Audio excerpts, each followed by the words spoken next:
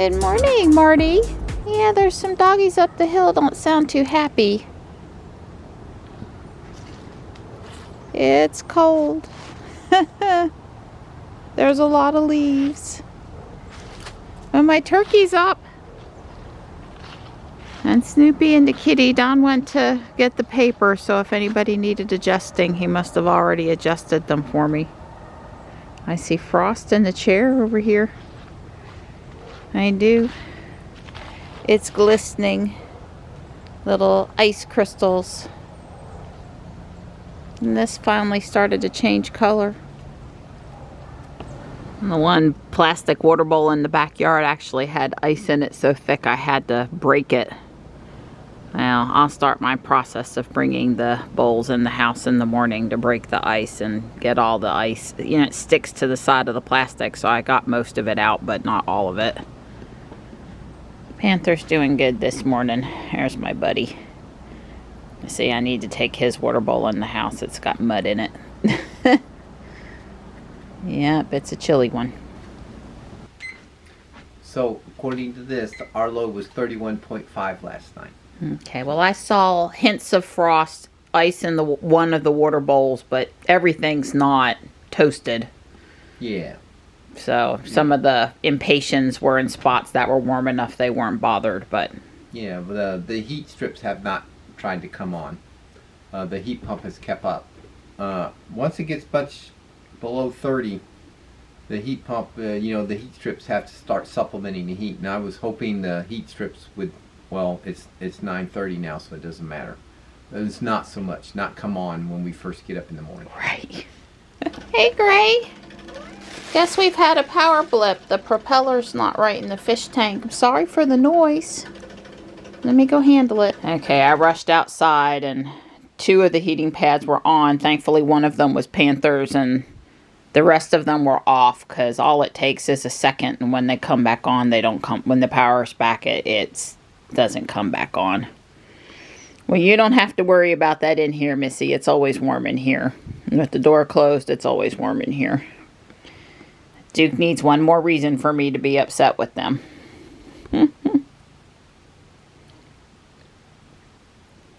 Yeah, and I've got a UPS on the fish tank, but apparently it's either not working or it doesn't kick in quick enough to save the fish tank propeller from getting off balance.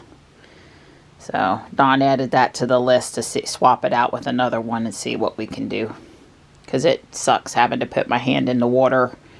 It takes several minutes to readjust a propeller. It's not good for the propeller to run and me not know that it's messed up. You know, all those things. Hi, honey. So the heating pad's going off. I really need to know when they go off. And the problem is we have a lot of power blips. I call them blips, or it blips on and off. It's right. Off for 1 second, 3 seconds. Well, a fraction of a second.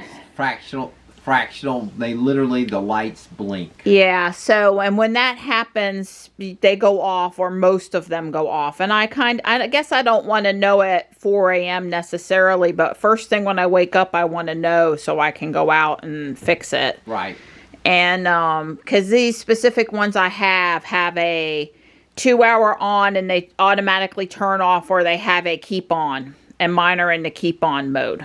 Right. And the only other thing we have in the house that's this sensitive, that they literally turn off when there's a blip, is the clock on the stove in the kitchen. That's right. It says PF if there's a power failure. Right, and it does that every time during these blips. So obviously we all know if it goes off and it stays off. The UPSs start beeping that something's happening. Up and down signals that she's trying to reconnect or she's not connect. I mean, there's no sleeping through the power really went out. Right. So I looked at devices and Spool Link, My Spool and Rising Link are 2 out there, but it's like a $55 solution for a simple problem, and we're not convinced that it will handle these little fraction of a second outages well. Right. It'll absolutely handle you lost power. You're away from home and you need to know, right? Because you got a freezer or something. But it was probably not going to work for this. So I guess the short answer is to train Don. If he sees the stove has PF in the morning, he needs to immediately tell me and not just reset the clock and go on with life. Yeah. But Don had several other engineering things that I didn't necessarily understand of weight. Raspberry Pi could probably do it. Mike could do it. There's these other things, but... Right. The issue is it's literally a blink. It's not 3 seconds outages. It's a blink will reset these heating pads. They all have pilot lights on them. My thinking is I'm going to get a photocell and put on the most sensitive one of these things, the heating pads. And as long as the pilot light is on, the photocell will see the light. But in the event of a power blip, the pilot light goes off, the photocell will see dark, and at that point we can have it do something like set off an alarm, pick a relay, I don't know.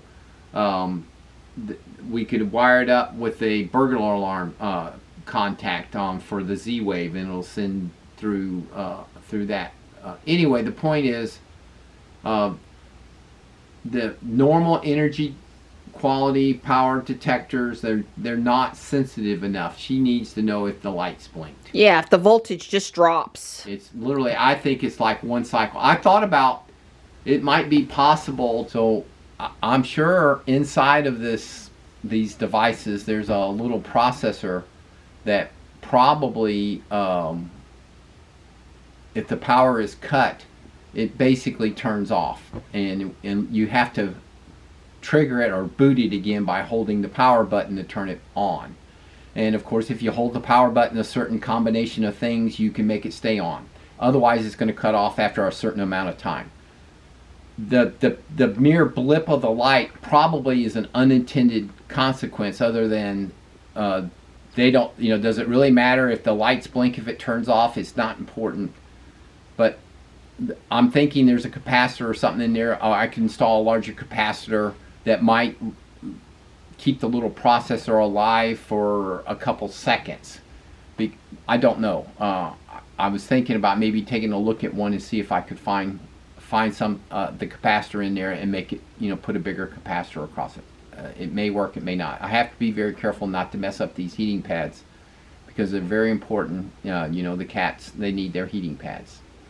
Right. Well, Don's always willing to take on all kinds of problems to help me out in all kinds of ways around the house. So I kind of have to think about, is this a problem that's big enough that I really need to get him to spend some cycles on it or not? Right. And since it's only a 5 to 10 occurrence per winter, and sometimes when it happens it's not really cold enough that it matters, it's probably a no.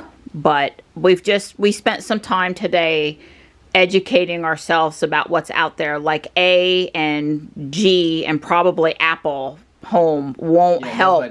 Nobody, I don't know about Apple Home, but I researched G and A, which we have in our house, and they won't do anything to help specifically. And also there's a lot of cheap solutions that have this, 90 to 110 decibel alarm that goes off. Well, the last thing I want is that going off in the middle of the night. I don't need an alarm. So, you can't, anyway. So the answer is probably no. We just went through this education cycle, and I was just sort of sharing it with you all. So if you have a similar, a lot of times we share technology minded, and we have a lot of folks that work with equipment that might, if you know something, a lot of times viewers will make comments back or whatever. And I realize this is a real small time interval and a real small need, as opposed to other people just want to know if their freezer's out for hours, whereas I need to know if it even just hiccuped even just a small bit. So I probably won't turn Don loose on it, although it sounds like it might be a fun thing to fool with, to kind of learn some more about. And Don always, add to your list. I've always got a list for poor Don. Yeah. We're going to go with the 33-cent 1-minute solution. What's that? There's a cat sticker next to where you reset the clock on the stove. Right. So you can't reset the clock. Neither one of us can reset the clock on the stove without thinking about cats. Yes, that sounds good. I like that. Sorry, I waylaid us with my research this morning. That's okay. We're still out here getting her done. It's a beautiful morning. What was I researching yesterday? Yesterday I researched if we could change the size of the ice cubes on the left side of our freezer, our refrigerator freezer. We have ice bits and we have ice cubes, and Don has no preference and I like ice bits, and JB likes ice bits. And so we make all this ice that isn't really the ice I want. And the short answer is I have no doubt that if it stopped working and Don took it apart, he could convert the left side to do what we want. But it's working, and God forbid, we all know those ice machine things, they tend not to last a long time. So you don't want to mess with a working one. And Samsung did nothing, zero, zip, nada to make it easy to convert that. It's not, you know, for the average homeowner, it's not user convertible. But again, I go back to after looking, it looks like there's a different tray and a couple other things. I'm sure Don could convert it, but we'll worry for that. Hopefully 10 years from now, when the ice machine gives us trouble, he can convert it then. At least 10 years. Yeah. Yeah, they're back working on moving the poles again today. Well, he said it's going to take a year. I mean, I'm just getting used to it, but there's basically going to be guys working at that intersection most days now. Yeah, but the problem is, that is probably like the critical intersection. I mean, it's you could argue it's almost as critical as the ones on the north side. On the south side, it certainly is the most critical one, because you can't get out of Fuquay lest you go through that intersection. Yeah, pretty much. It's very critical. Yeah, one of the proposals for fixing the new part of Main Street there in front of Chick-fil-A and Bojangles and stuff is to put up a cement divider down the middle of the road. And I looked at the guy that said they were going to do that and told him he's basically crazy, because there's so much traffic that comes through there and people are already impatient with people, that I just felt it was a nightmare, a disaster for the amount of time that would take and the amount of additional heartache that would cause the people of Fuquay. Build more loops. But there was a thing in the Facebook that the police are going to start. Oh yeah, stepping up speed limit. The monitoring of that particular stretch of road there by the Chick-fil-A. What did they say? There were 25 to 30 car accidents a week in that quarter-mile stretch of road. And then, of course, that does nothing for helping traffic flow when there's all these accidents. Yeah, well, I think the reason that it isn't quite backing up the traffic is because they're probably all small rear enders. Right. And therefore move out of the traffic lane, and then the cops come out and write it up. Yeah, they're supposed to, if it's not very much damage. Yeah. I don't know what the exact amount is. And then some people insist on not moving because they're worried. There's a red Y. Not moving because they're worried they're going to get, you know, taken to the cleaners by the other driver or whatever. But it looks good, and it looks like they're done on this side. And Don was throwing a ball. Where'd it go? 1 foot onto the Dirt. I was trying to stop 1 foot on the grass. Oh, okay. Well, don't let them hurt you too bad. Yeah. Well, we'll see. I'm thinking this should be pretty quick. It's not a big blood drive. It's in Anger. Is that a credit union? Yeah, Don's going to donate blood. That's right. They had sent me a text message that says, please God, O negative people, come give blood. So that's what I'm going to do.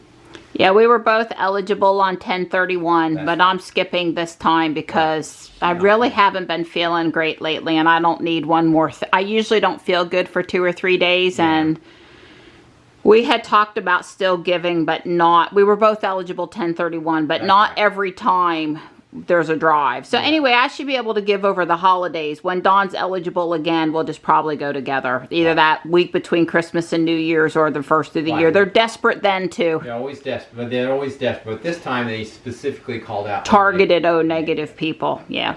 Which is a first. I don't remember in the last couple years. They have not. In the last couple years, they haven't done that. That's right. They have in the past, but not in the last long time. Yeah.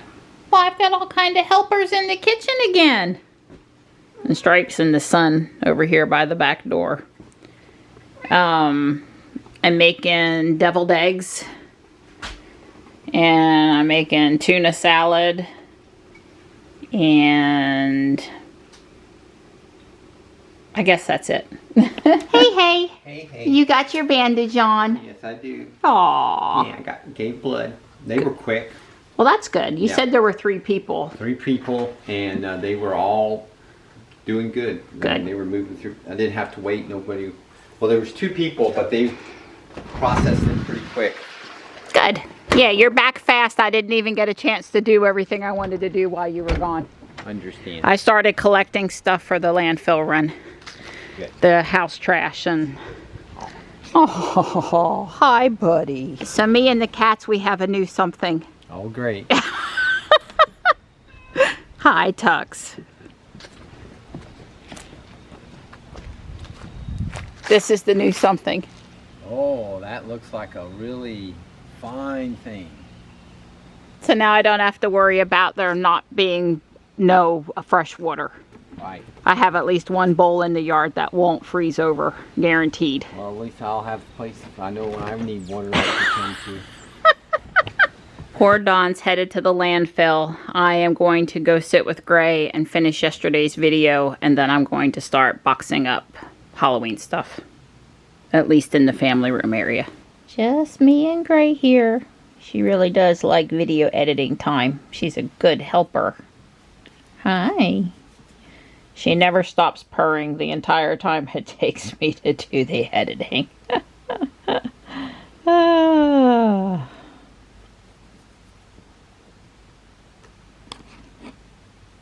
Well, the transformation to Thanksgiving is going well.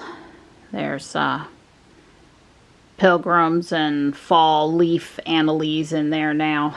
And, you know, it's coming. It's coming. I'm fixing to swap out the tablecloth over here, and I've pulled out all of the non-Lego very Halloween-y things. It'll still look a little Halloween-y, but until I move it and pack it up. But anyway, I'm going to put on a Thanksgiving tablecloth. I got the table swapped out, the tablecloth, and removed the Halloween stuff and added 1 or 2 Thanksgiving things. And that's how it'll be until I decorate for Christmas, which is usually right after Thanksgiving. I got the fabric swapped here on the hearth. I put out that new house there, the long one, that has Christmas on the backside and Harvest on the front. I like it. These things are headed for that shelf when I have time to get Dawn to help. And there's a couple Thanksgiving things over here. I like the little people, the pilgrims and the Indian. Very traditional Thanksgiving. And oops, I spotted 1 Halloween thing. This stays up until I decorate for Christmas. It's just too much work to get up there. I don't have anything lit up for Halloween. That would be a good choice. You know, they marked these down and then they gave me 50% off. So I did end up bringing the pilgrim looking scarecrow dolls home from Apex on Tuesday. I'm really enjoying them. And I showed you guys, although it never shows up well, that I have my leaf people and my Annalie pilgrims in the curio cabinet. Some of them are gifts from Michelle. I did end up switching out all of the hand towels to Harvest Thanksgiving ones, including the turkey over here, and these dishes have got to be washed, so we'll use the ones I had out for October tonight, but we'll get them refreshened and start using them.